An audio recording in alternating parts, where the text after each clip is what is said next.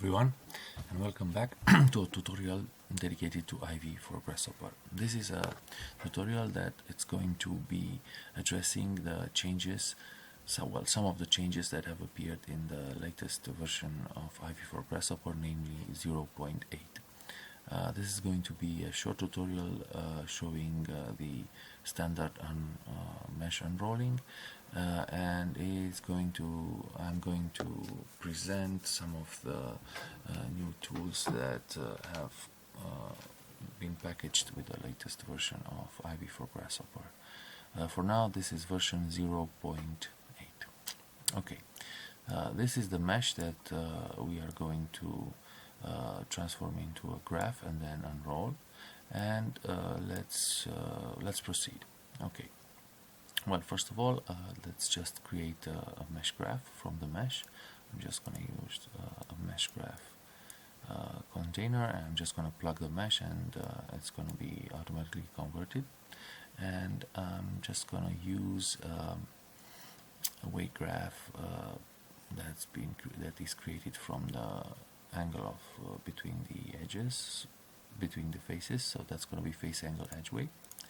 Just going to connect it here. Everything's standard so far, and I'm going to use a tree making component from the mesh graph based on the weights that have been created from the angles. It's going to be Crucial.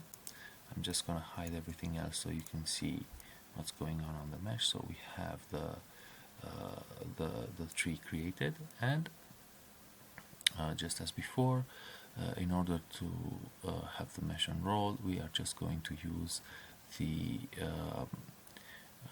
mesh graph unroll component. So far so good. I'm just going to show here, but different from the previous version, the unroll component just unrolls everything in one spot, and there is a different component called flat fabrication that is going to take care of adding the extra steps that are needed for fabricating the object that you are looking at.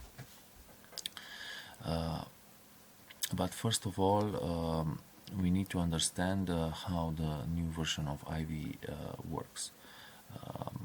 So the new version of Ivy works is aligned with the general idea that mesh unrolling is actually mesh segmentation. So basically, when we are trying to unroll a mesh, because most of the time we cannot do it in one piece, we need to segment the mesh and then use those parts of the mesh that are unrollable into flat pieces without overlaps to recreate the object out of our desired medium, from our desired material. So basically, this mesh graph unroll component can be considered just another mesh segmentation say device. And to this end, we have here at the outputs there is another output that was not present in the previous version, and it's called unroll edge splits. So this tells us what edges from the original graph, I mean that's the tree that we have just inputted here, have been split, so that the pieces that result after this kind of split are now perfectly unrollable into flat parts with no overlaps. So here we're just getting a bunch of numbers, but those numbers are related to the index of the edges on the mesh.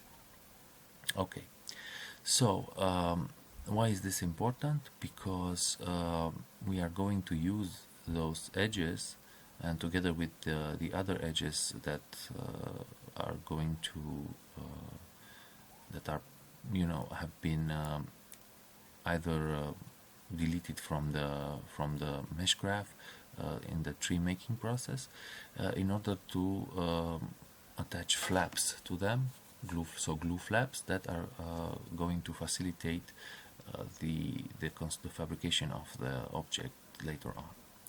So in order to get to create those glue flaps, we are going to use two new components. Well, actually not both of them, but just one, depending on our desired output. Now we are going to use simple flap, but there is also custom flap. This is going to be the focus of another video tutorial later on. Okay, so simple flap has a few inputs. First of all, it just needs the mesh graph that will use the flap. So basically this is going to be the original mesh graph that we have just before that we have transformed into a tree before. So before the tree tree making operation, we need to use that graph. Then we need to specify the width. Here we just can plug in a slider, and we also can specify a bevel. I'm just gonna duplicate the slider. I'm just connected here with bevel, and we also can specify whether this glue flap is going to be a double glue flap or it's going to be a simple glue flap. Double means it's going to be on the both of the edges that are coming together, both of the, say, the paper edges that form a mesh edge. And simple is just going to be on one that is going to be chosen by the algorithm. And another important input is mesh edge index. So basically this specifies what edges from the graph and respectively from the mesh are going to receive glue flaps. So even though some edges may be split in the operations that we are working with, we can specify, we can choose to not to have glue flaps there, or if we want, we can create glue flaps for all of the edges in a mesh and just let the algorithm use the ones that it needs. So but for the purpose of this exercise, we are going to create edges just for the edges in a graph and respectively in the input mesh that are split. I'm gonna show you how in a second. You've already seen part of the edges that have been split by the unroll algorithm are here.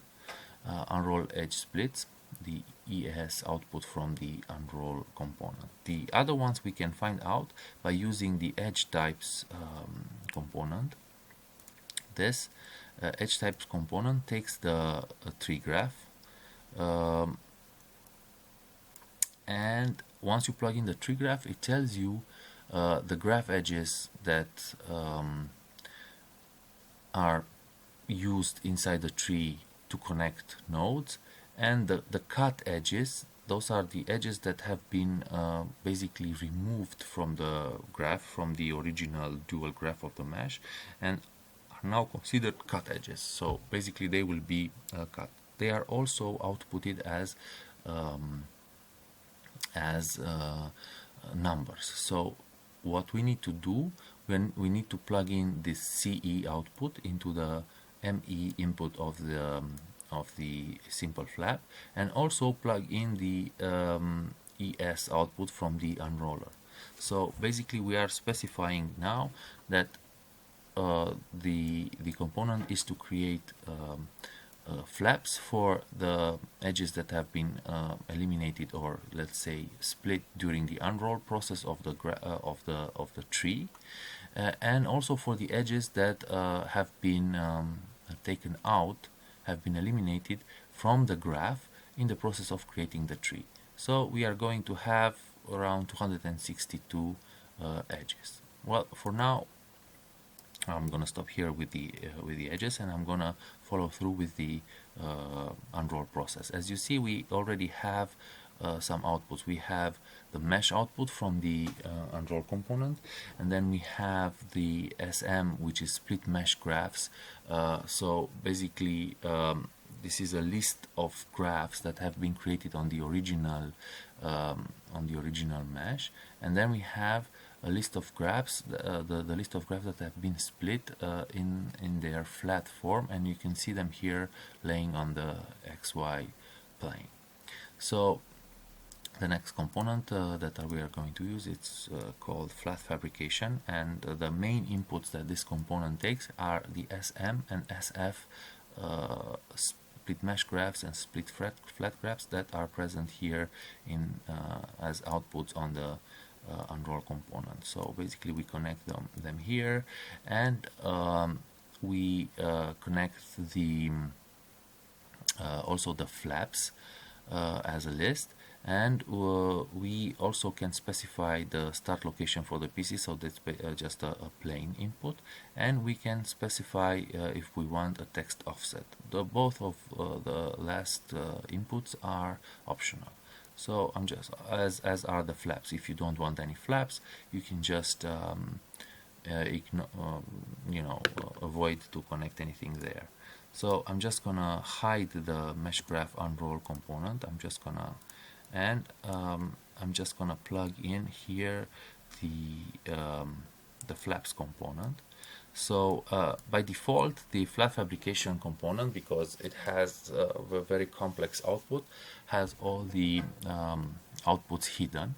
So if you want to see what's going on there, you need to create some outputs, some containers, in this case for curves, and then you're just gonna connect there the outputs from the component. So I'm just gonna create, and I'm gonna explain what's going on.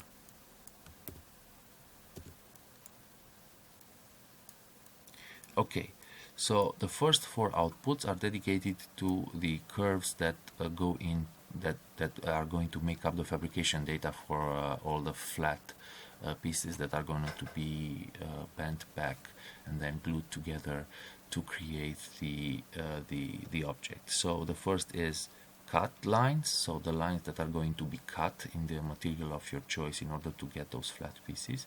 Then we have the fold in lines, so the lines that are going to be folded in, basically the valley folds, so to speak.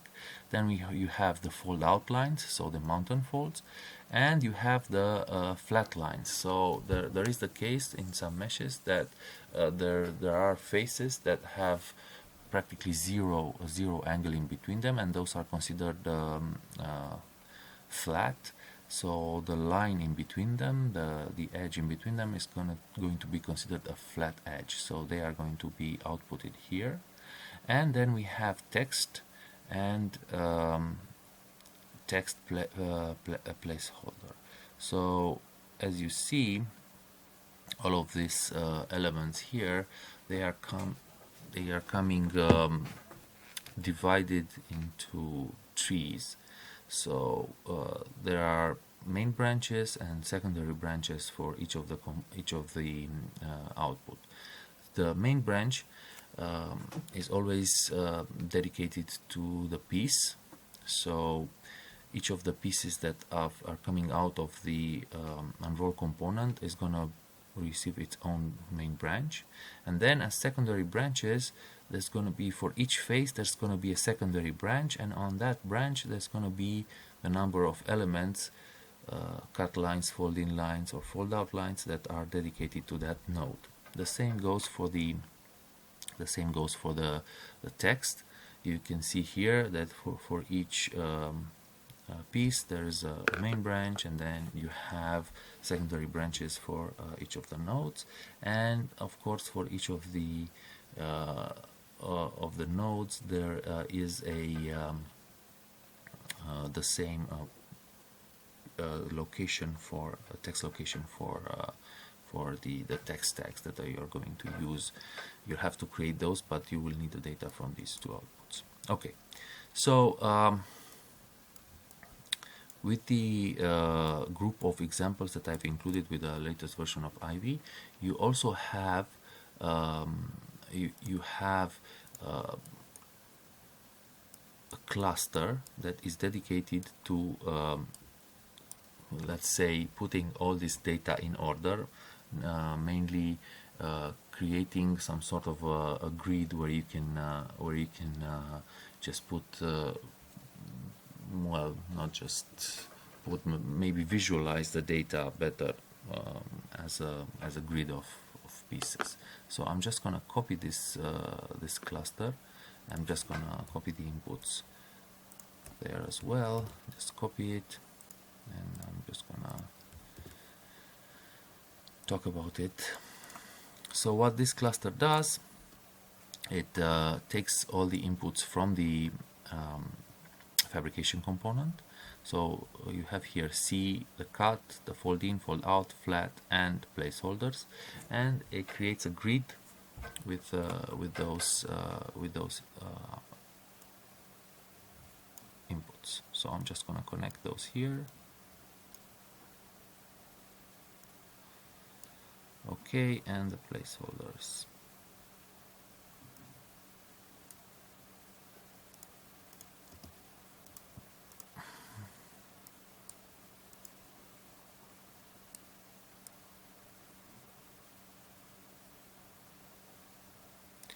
So in order for this to work, we also need to connect the list of graphs from the list of flat graphs from the unroll component.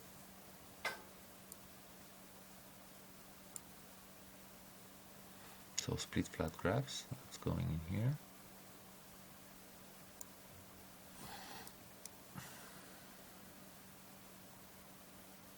Okay, and all of a sudden you have all the pieces that we were talking about, and they are all neatly arranged in a grid. So what do you need next? Just you need to create a I'm just going to hide the output here. You need to create the text tags so you can visualize the unroll data. As you see, there's already a bunch of planes here that are positioned to receive the text. So in order to do that, I'm just going to use a text tag 3D. This is the basic text tag from Grasshopper. You can use any any other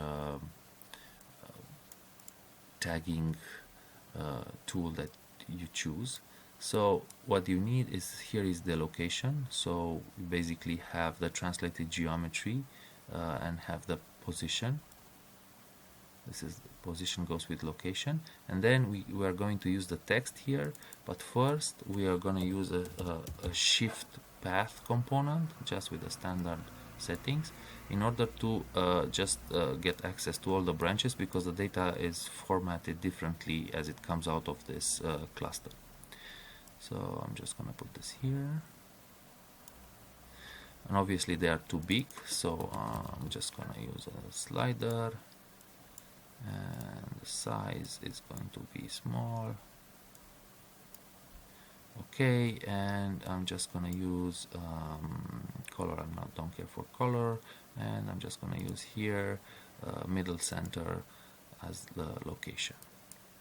I'm just gonna hide this cluster, and I'm just gonna use the curve containers to show just the data that I am now interested in. Fold ins, fold outs, and flat data. So that's it. You can basically see that all the pieces now have text, have flaps, and the flaps are just on one side. So if you care to look at the edges that have been cut and need to be glued back together, you will see that there's flaps only on one side. If you want to change this, you can simply go here, and instead of simple flap, which is the default value, you can just connect a boolean toggle and just say true and plug it in here, and you will see that flaps appear on all the pieces that make up the all the edges that are part of the pieces that create the mesh that we have just unrolled. Okay, in the example that I've packaged with the latest IV version, you will also have the rest of the workflow that gets you, let's say, to the fabricable version of the object. What's left is maybe just to visualize the object in different colors, but I'll leave that. I don't want to make this too long, so you can just extract this basic standard Grasshopper commands, Grasshopper tools that you're going to use to bake this data, group it, and so on and so forth. So I hope this was informative, and you can start using the new version of Ivy right away to fabricate any and all two manifold meshes. Okay, bye.